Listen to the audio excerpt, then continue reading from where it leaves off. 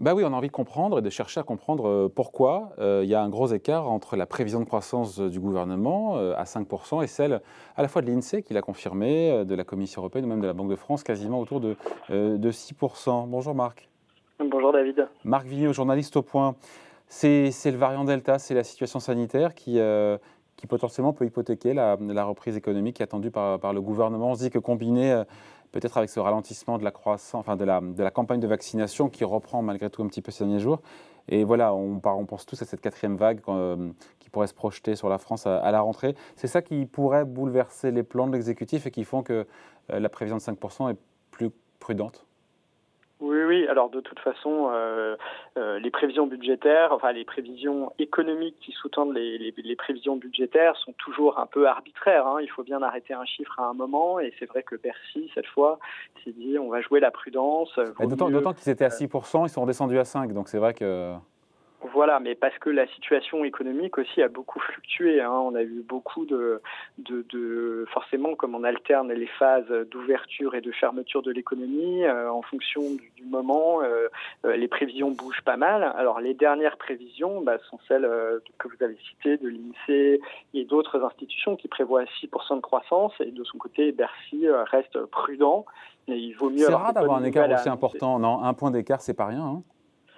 Oui, c'est pas rien, mais c'est lié au timing des textes budgétaires qui ont été Ouais. présentés un petit peu avant que les bonnes nouvelles se matérialisent au niveau du rythme de la reprise. On voit que la reprise est effectivement plus forte que ce qui a été anticipé, même si justement au ministère de l'économie et des finances, c'est ce qu'on annonçait depuis un moment. On disait quand on va réouvrir l'économie, comme à la fin du premier confinement, eh bien il y aura une reprise très forte. Et effectivement, comme vous le mentionniez, l'aléa évidemment majeur là-dessus, c'est la situation sanitaire. Donc tout dépend de la situation sanitaire. Et encore une fois, du point de vue de Bercy, il vaut mieux être prudent si jamais la situation sanitaire se dégrade. Et à ce moment-là, même la croissance serait peut-être trop optimiste à 5%. Mais en revanche, il y aurait des bonnes nouvelles à annoncer si la croissance est supérieure, et ça permettra au gouvernement de se féliciter de sa politique économique. Voilà, de mettre cet élément en avant pour une éventuelle campagne Sauf que présidentielle pour de l'instant, on vacances. assiste à un rebond épidémique un peu partout, notamment au Portugal ou au Royaume-Uni. Dans cette configuration de cette quatrième vague, encore une fois, on n'est pas là pour faire des plans sur la comète, mais on aurait peut-être des nouvelles restrictions sanitaires qui pèseraient sur l'économie. Est-ce que ça peut de nouveau peser, encore une fois, sur l'activité? Ou certains disent qu'aujourd'hui, la pandémie, elle impacte de moins en moins l'économie pour le coup?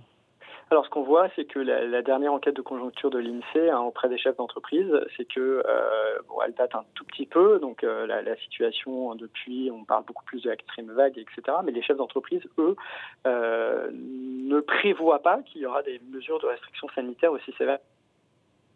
C'est ce que résume l'INSEE, et donc ils font le pari que effectivement, grâce à la vaccination, on se soit sorti d'une situation où il faut prendre des mesures de restriction assez importantes pour éviter les hospitalisations, notamment dans les services de réanimation. Oui, mais si on avait des restrictions comme lors du troisième entre guillemets confinement, on sait de combien, on peut mettre des chiffres aujourd'hui sur combien ça nous coûterait en termes de croissance? C'est compliqué de l'annualiser, mais ça dépend combien de temps ça durera. Mais on sait que là, on est à peu près, au mois de mai, on était à peu près moins 4,5% d'activité par rapport au niveau qu'on avait fin 2019. Au moment où les restrictions ont été plus fortes, ça a atteint jusqu'à 7%. Et à chaque fois qu'il y a un nouveau confinement, ce chiffre en fait diminue parce que les entreprises s'adaptent, parce que les mesures sont moins sévères, parce qu'on ne peut pas imposer les mêmes mesures qu'au début de l'épidémie. Et puis ça dépendra beaucoup de l'efficacité de la vaccination à prévenir des cas graves, et donc une submersion des réanimations à l'hôpital. Donc on peut penser, au contraire que s'il y a une quatrième vague, elle sera peut-être elle nécessitera moins de mesures de restriction sanitaire, et donc elle pèsera moins sur l'économie. Quant à savoir de combien précisément cela va peser, c'est extrêmement dur à mesurer, et il faudra regarder les indicateurs haute fréquence, qu'on appelle maintenant les indicateurs haute fréquence, que surveillent des organismes comme l'INSEE, c'est-à-dire en gros les paiements par carte bancaire en direct, ce genre d'indicateurs qui permettent de suivre l'évolution de la conjoncture presque instantanément avec une semaine de retard et donc d'observer très très vite comment l'économie se comporte, ce qui permet au gouvernement d'ajuster très vite le tir. Ouais. Le gouvernement, d'ailleurs, Marc, avait prévu, si j'ai bien compris, de débrancher le gros des aides, des soutiens à l'économie, fin août, au tournant de l'été. Oui, aujourd'hui, on se dit que, au vu de l'évolution, encore une fois, de la situation sanitaire, rien n'est moins sûr. Oui, Bruno Le Maire a été clair, et c'est logique avec ce qu'il a dit précédemment, c'est que le gouvernement resterait flexible, c'est-à-dire que s'il y a besoin de reprendre des mesures de restriction, eh bien le gouvernement accompagnera les entreprises, etc. Parce que ça ne sert à rien d'avoir aidé massivement les entreprises, d'avoir massivement subventionné le chômage partiel, d'avoir massivement aidé les entreprises à travers le fonds de solidarité, si c'est pour, au moment où il y a de nouvelles difficultés, leur dire maintenant on vous laisse tomber et donc on vous laisse faire faillite, et donc ça n'aurait aucun sens, ça aurait été gâcher de l'argent, et donc le ministère de l'économie devra, même en étant prudent parce qu'on ne peut pas dépenser sans compter éternellement, aidera les entreprises à traverser d'éventuelles nouvelles restrictions dont on espère que la vaccination que cette vaccination permettra d'éviter. Et, il faut être optimiste. On voit que quand même, malgré le nombre de cas qui augmentent en Grande-Bretagne, pour l'instant l'hospitalisation ne suit pas exactement au même rythme. Ça commence à augmenter, mais normalement le vaccin protège contre les cas graves, plutôt à des niveaux très très bons, notamment chez les personnes âgées. Donc ça devrait permettre d'éviter une submersion des capacités de réanimation du pays, et donc les plus grosses mesures de restriction sanitaire. C'est peut-être quoi, nous, pour l'instant, nous rassurer, évidemment, puisque les Anglais sont un petit peu en avance par rapport à nous.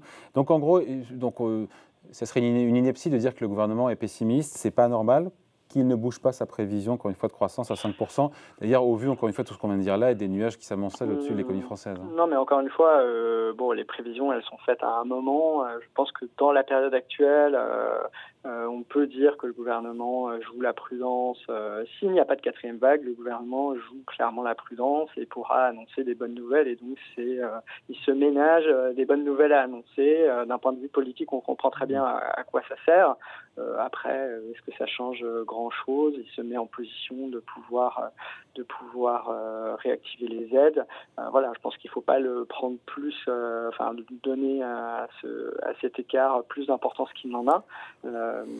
Évidemment, il faudra voir au mois de septembre. C'est au mois de septembre, Marc, que le gouvernement va pouvoir éventuellement revoir sa prévision. Voilà. Au moment du budget 2022, c'est ça. En tout cas, il va devoir donner des prévisions pour l'année suivante, et donc se caler sur le rythme qui est observé en 2021. Et donc c'est là qu'on verra d'éventuels ajustements de la prévision. Mais pour l'instant, le scénario le plus probable, c'est le scénario de 6% de croissance, avec un optimisme très très important des ménages et des entreprises. Alors on regarde un tout petit peu dans le rétroviseur, puisque les enquêtes datent juste avant le moment où on a commencé à parler de menaces de quatrième vague, etc. Mais pour l'instant, les ménages et les entreprises sont très optimistes sur les prochains mois, même si par ailleurs il y a des facteurs économiques qui peuvent brider la reprise. Et il y en a d'autres d'ailleurs, pardon, je vous coupe, la réforme des retraites. On sait que pour l'instant, le président qui a consulté cette semaine les partenaires sociaux n'a pas dévoilé son jeu.